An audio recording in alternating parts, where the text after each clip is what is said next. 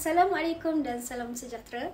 Dalam video pada topik kali ini, saya akan terangkan tentang kebolehpercayaan komputer, satu aspek penting dalam teknologi masa kini. Kepercayaan komputer sangat penting kerana ia memastikan suatu sistem berfungsi dengan lancar tanpa gangguan.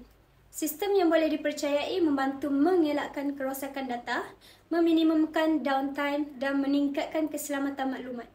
Apabila sistem tidak stabil, ia boleh menyebabkan gangguan operasi, kerugian kewangan dan membuka ruang kepada risiko keselamatan data.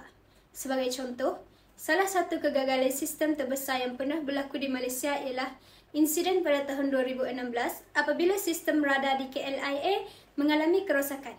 Kegagalan ini menyebabkan banyak penerbangan tergendala, menimbulkan kesulitan kepada penumpang dan mencetuskan risiko keselamatan penerbangan. Kejadian ini membuktikan bahawa suatu sistem teknologi tidak boleh bergantung sepenuhnya kepada perkakas atau perisian yang tidak stabil. Beralih kepada perbandingan peranti mudah alih pula, iPhone dan Android mempunyai tahap kebolehpercayaan yang berbeza.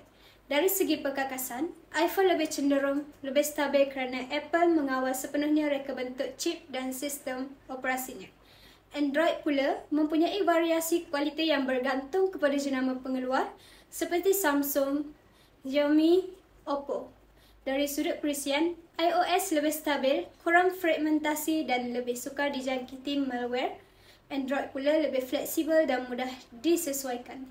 Tetapi fleksibiliti tersebut disertai risiko keselamatan yang lebih tinggi serta potensi prestasi yang tidak konsisten antara model.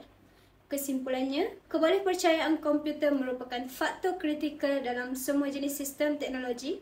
Kajian kes KLA 2016 dan perbandingan antara Android serta Apple menunjukkan bahawa reliability memberi kesan langsung kepada keselamatan, produktiviti dan prestasi pengguna. Sekian, terima kasih.